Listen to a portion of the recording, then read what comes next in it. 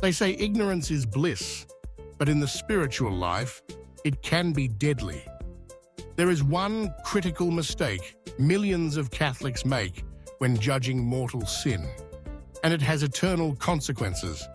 It's a misunderstanding that can lead a soul down one of two dark paths: the path of crushing, hopeless despair, or the path of arrogant, self-assured presumption. Both lead away from God. The truth, however, provides a clear and merciful path back to Him. For a Catholic, understanding the nature of sin isn't just an academic exercise. It is a matter of life and death, spiritually speaking. Our relationship with God is a living thing. It can be deepened or it can be damaged, and in the most serious cases, it can be severed completely. The Church calls this fatal rupture mortal sin. The very name communicates its gravity.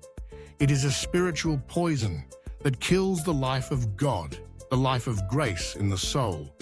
Without this divine life, we are cut off from Him, and if we die in that state, we choose to remain separated from Him for all eternity. This is the reality of hell. Because the stakes are so high, it is absolutely essential that we understand what truly constitutes a mortal sin.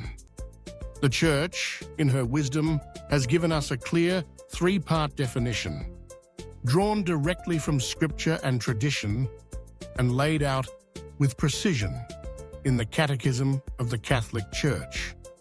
This isn't a new invention. It's a timeless diagnostic tool to help us examine our conscience with honesty and clarity. And at the heart of this tool lies the one critical distinction that so many people get wrong, the mistake that this video will clarify. It is a mistake that causes some people to live in constant, scrupulous fear, and others to live in a dangerous state of spiritual neglect.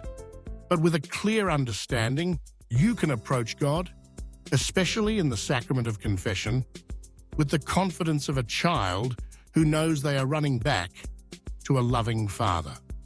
So let's explore the three conditions that must all be present for a sin to be mortal, and in doing so, uncover the one mistake you can't afford to keep making. The Church's teaching acts like a three-legged stool. If any one leg is missing, the stool cannot stand. Likewise, if any one of these three conditions is absent, the sin is not mortal. The first and most obvious condition is that the act itself must be a grave matter. This is the what of the sin. Grave matter is defined by the Ten Commandments. Think of things like murder, adultery, theft, or bearing false witness against your neighbor. The Catechism is clear that grave matter is specified by the moral law. It includes actions that, by their very nature, are a profound rejection of God's love and a serious injury to our neighbor or ourselves. Blasphemy, perjury, and the willful destruction of sacred things are also considered grave matter. It's the kind of act that makes you pause, the kind that carries a significant weight. You can almost feel the spiritual heaviness of it, a sense of trespassing a sacred boundary. The gravity of the act is the foundation, the starting point of our examination. It's the objective reality of the deed itself, considered apart from our intentions or awareness. It is a serious wound against love, truth, and justice. But a grave act, committed on its own, is not enough to kill the life of God in the soul. For that to happen, a second, equally important condition must be met. But a grave act alone is not enough to condemn you. What if you didn't know it was wrong? This brings us to the second condition, which is full knowledge. For a sin to be mortal, you must know that the act is sinful. You must be aware that what you are doing is a grave offense against God's law. This isn't about knowing the exact theological definition or the specific paragraph in the catechism. It's about a more fundamental awareness. It's the sound of that quiet inner voice, the conscience, which God has placed in every heart, signaling that this action is wrong, that it is a departure from the path of goodness. This condition protects those who are truly ignorant. For example, a person who was never taught the faith and genuinely does not know that a certain action is a grave sin may not be fully culpable in God's eyes. However, the Church also warns us against feigned ignorance. We cannot intentionally keep ourselves in the dark or refuse to find out what is right and wrong. Willful ignorance, the kind where you suspect something might be wrong but deliberately avoid finding out for sure, does not excuse you. In fact, it can make the sin even worse. True, full knowledge means that at the moment of the act, your intellect recognized its sinful character. Your mind saw the moral truth of the situation. Without this knowledge, your culpability is diminished. You might have committed an objectively evil act, but if you did so without knowing its true nature, you did not fully engage your will in that evil.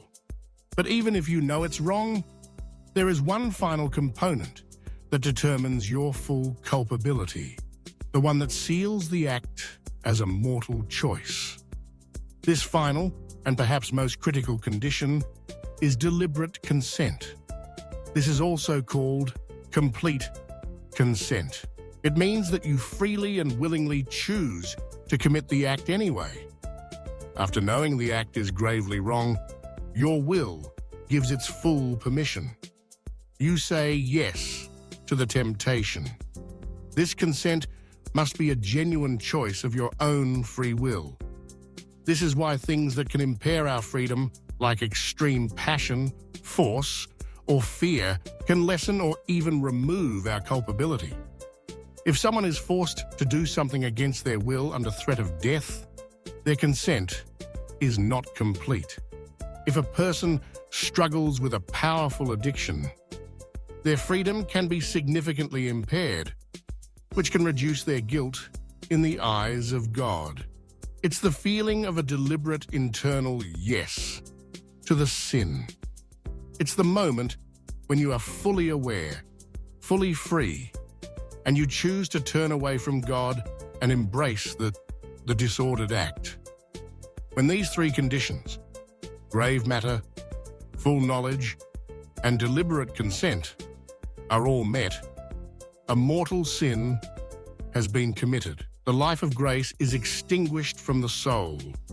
Now that we understand the three pillars of mortal sin, we can expose the single most dangerous mistake that millions of Catholics make, a mistake that distorts their entire understanding of sin, confession, and mercy. The single most common and dangerous mistake Catholics make is this: they judge mortal sin based only on the first condition. They look only at the grave matter and ignore the other two essential pillars of knowledge and consent. This creates a terrible and false understanding of God and of ourselves. For one type of person, the scrupulous soul, this mistake is a source of constant torment. They see grave matter everywhere, and every time they stumble, they believe they have fallen into mortal sin, even if they didn't fully consent or understand. They live in a state of spiritual anxiety, believing God is a harsh judge, waiting for them to make one wrong move. They run to confession in fear, not in love, confessing things that may not have even been mortal sins at all, because they only see the act, not their own heart's involvement. For another type of person, the lax soul. This mistake is a source of false security. They might say, "Well, I committed a grave act, but I didn't really mean it," using a flimsy excuse to ignore the genuine consent they gave. They downplay their knowledge and their freedom, convincing themselves they are not truly responsible for their grave sins. This person rarely feels the need for confession because they have defined sin down to a level that never challenges them. Both souls are in danger because they have a distorted view of reality. They have thrown away the church's balanced and wise diagnostic tool and replaced it with a broken one. They have forgotten that God is not just a judge of actions. He is a reader of hearts. He knows our true intentions, our true knowledge, and the true freedom with which we choose. The incredible relief and profound clarity of the church's teaching lies in its balance. It takes sin seriously. The matter is grave, but it also takes our human freedom and consciousness seriously. God is not trying to trick us. He is not setting up tripwires to send us to hell. A mortal sin is not a spiritual accident. It is a conscious, knowing, and free rejection of God. It is the tragic choice of a creature turning his back on his Creator. Understanding this three-part definition correctly frees us from both scrupulosity and laxity. It allows us to form our conscience properly, to be honest with ourselves and with God.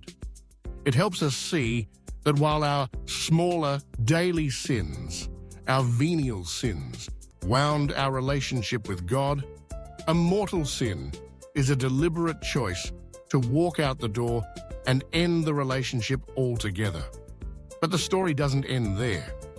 The beauty of the Catholic faith is that even when we have made that terrible choice, the Father is always waiting for us to return. The sacrament of confession is the gift Christ gave us for precisely this reason.